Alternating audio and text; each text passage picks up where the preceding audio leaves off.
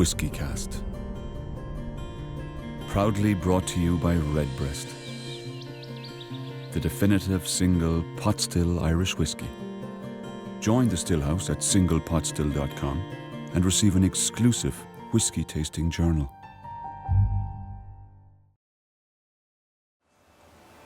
John Glaser is a rarity in the Scotch whisky industry, an American blending his own Scotch whiskies.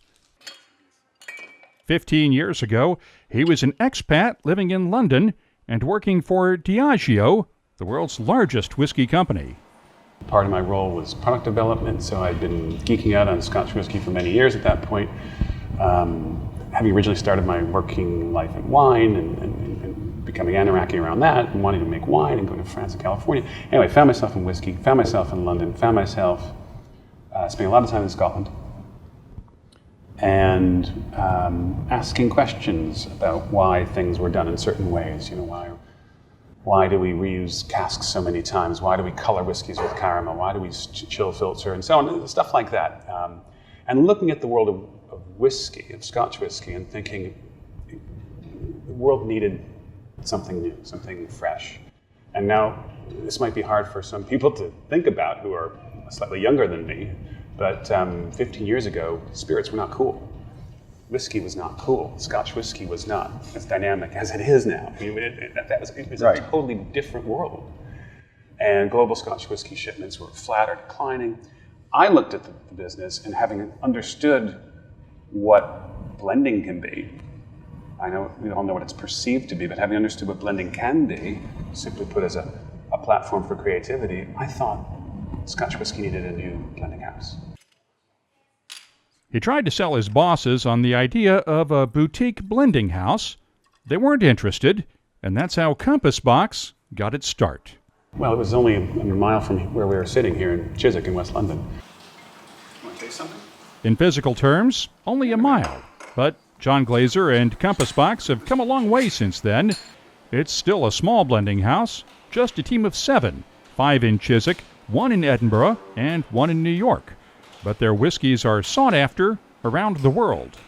Whiskeys with unique names like Flaming Heart, the Peat Monster, Asila, and the one that started it all, Hedonism. I was talking with someone else in London this week at the whiskey show, and they remember you 15 years ago with those little bottles of Hedonism in your backpack or a briefcase, going around to bars and pulling one out and getting people to try it. And these people were going, "A blended grain Scotch whiskey? Are you kidding?" Until you got them to try it. Yeah, that's funny. I would love to know who that was. It could be any of the number of people, but yeah. That's how it all started. I mean, the business started out of my house. You know, as I said before, the kitchen was where I did all the initial, cask assessments and prototype blending. And the first bottling was Hedonism, and it was just 2 casks. It was just 2 casks. A 10-year-old, beautiful 10-year-old. It was Canvas and Caledonian, yeah, and it was 2 gorgeous casks. And I went around selling, the first bottles. First case was sold to Royal Malt Whiskey up in Edinburgh, but the first bottles and the first sales to bars were right here in London. The first one was Che, now closed, but to a young man named Nick Strangeway when Nick was running the bar back then. And I literally would walk in like before service and sit down at the bar, have a drink, start talking, pull the bottles out of my bag and start chatting. Yeah, that's the way it started. John Glaser has always had a soft spot for grain whiskeys. On this day, assistant whiskey maker Greg Glass is evaluating grain whiskey samples for a 2015 Compass Box bottling. I would normally do maybe 2 or more assessments just to confirm my thoughts. So the initial set of tastings I've done, and I'm highlighting which casks should go on to the second phase of tasting, and then both John and I will sit down together and then assess those and then make some decisions on whether we want to use it for further prototyping. Their latest whiskey turns the stereotype of blended Scotch whisky on its head. Great King Street Glasgow Blend is the second permanent expression in the Great King Street range. It joins the Artist's Blend, introduced in 2012. I've had the idea of the whiskey in my head for 15 years, to be honest. I mean, if I showed you my first business plan for this business, it was going to be a one-product company. Back in the days before, even single malt brands did a whole range of things and limited editions and everything. I was going to have this one-product company. It was going to be this big, beefy blended Scotch with lots of sherry-aged malt and lots of smoke and high malt content and all that.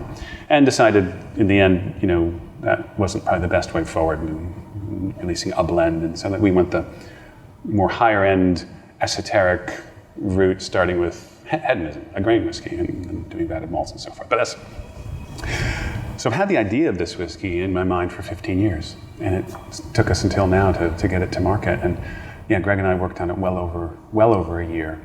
I've tasted this, and I think it's one of the best you've done. Thank you. And I'm curious because it's completely different than almost any other blend or blended Scotch out there, because it really goes back to the past, doesn't it?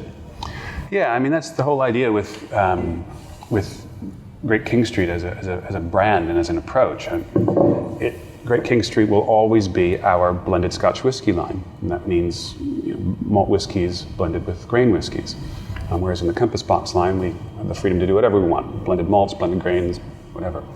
But yeah, the idea with Great King Street blending is it is borrowing from the past in the sense of looking to 100 years ago or more, when better blends were primarily malt whiskey based. Better blends, not saying all, but the better ones.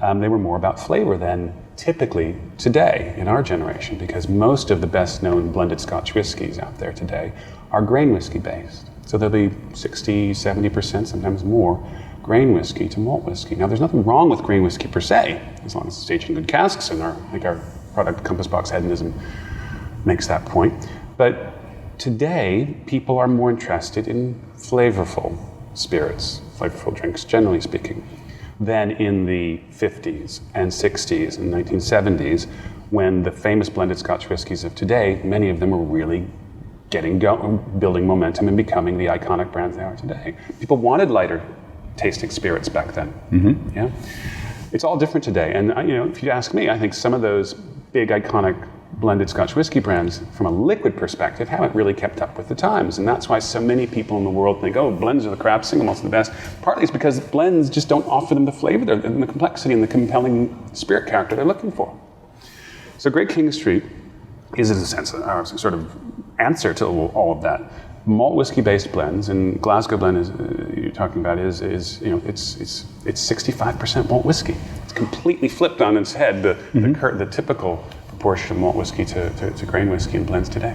You've agreed to answer some questions from our listeners around the world, and a few of them have to do with the Great King Street Glasgow Blend. Okay. Both Drink BC on Twitter and Olaf Asbrink in New York City are asking about this. They wanted to know, is the Glasgow Blend a derivative of the two experimental versions of Great King Street that you released as a test a while back? Yeah.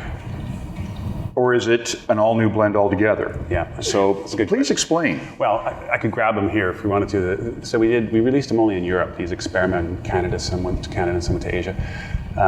We did two Great King Street experimental blends released last year. And one was sherry, the malts were sherry cask aged based, and the other was heavy peated malt based. So you had a sherry blend, if you will, and a smoky blend, if you will.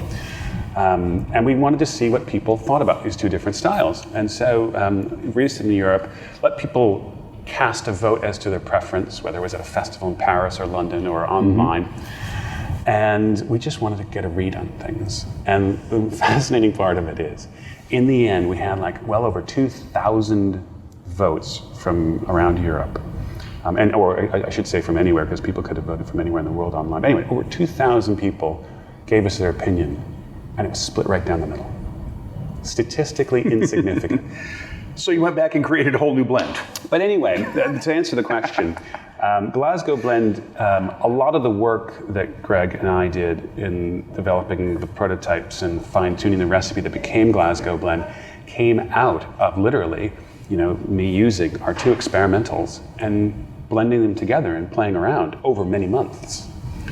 So it was really quite useful to have those kind of blends at the ready and just work with different proportions of them. They both had roughly the same percentage of grain whiskey in them, so I could kind of work with them, and the two of those, and that really did inform a lot of the blending, a lot of the recipes and the prototypes that Greg and I went on to make that ultimately became Glasgow Blend. So I guess in an answer to the question, yeah, they did play a role. Evan Chapman had a question about the origin of Glasgow Blend and wanted to know if you might do an Edinburgh blend at some point. And he's not from Edinburgh. Yeah, very good question. Some people know. Great King Street is named after a street in Edinburgh, which is where we've always had our registered office. Our main office is here in London. But to be a Scottish company, we needed a registered address, and so I found this place that would allow me to register an address on Great King Street. So on the back of every Compass Box whiskey ever has been Compass Box Whiskey, 24 Great King Street, Edinburgh. Will we do an Edinburgh blend? Well, you could argue that Great King Street Artist Blend is our Edinburgh blend. But I never say never. Who knows? In part 2 of our interview with John Glaser, he'll answer more questions from WhiskyCast listeners, and we'll discuss the controversy that helped put Compass Box on the map. Great King Street Rob Roy that we kind of keep on hand for those moments when you really need a cocktail, a stiff whiskey cocktail. His fight in 2006 with the Scotch Whisky Association over Spice Tree. For more cask-strength conversation on whiskeys, with the people who make them and the people who drink them. Join us each week for WhiskyCast. In London, I'm Mark Gillespie.